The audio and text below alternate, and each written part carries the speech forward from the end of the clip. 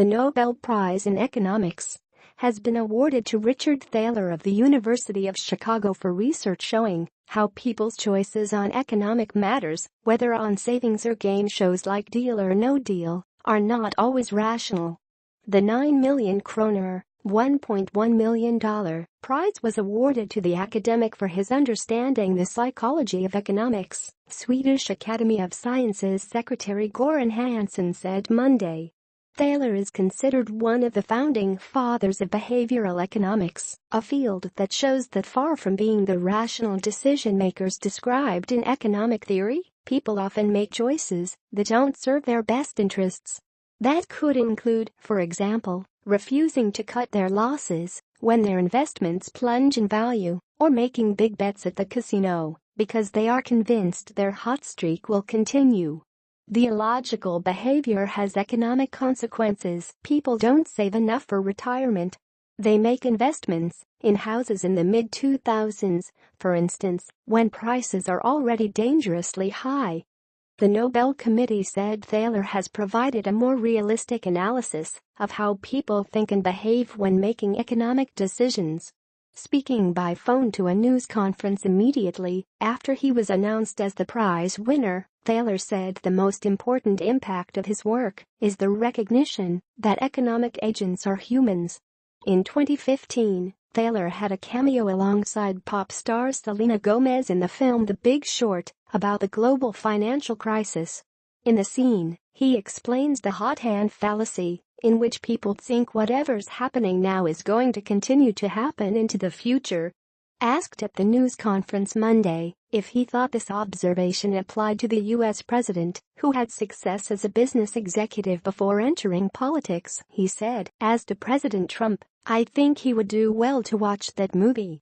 In 2008, Thaler co-wrote a paper examining the choices contestants face in games such as the TV show Deal or No Deal, including about how early outcomes affect decisions later in the game. In the paper, Thaler and the authors find that contestants become bolder in their choices when their initial expectations of how much they would win are shattered, whether by big losses or big gains.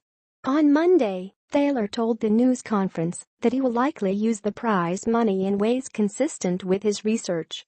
"I will say that I will try to spend it as irrationally as possible," he said. Peter Gardenfors, a member of the prize committee, said that one of the practical applications of Thaler's work was development of the Save More Tomorrow strategy for retirement savings accounts. Under that model, many employees who resist immediately raising the portion of their salary put into retirement accounts will agree to raise their contributions in the following year and usually continue with the higher level.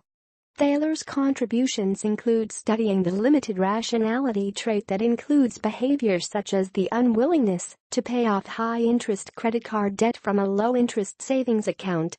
He also has studied lack of self-control as it relates to economics.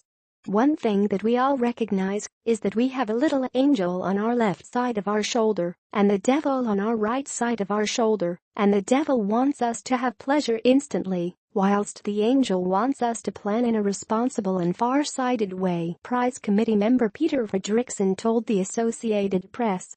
Thaler is not the first behavioral economist to win the Nobel. In 2002, the award went to Israeli-American psychologist Daniel Kahneman, who used psychological insights to study how people make economic decisions.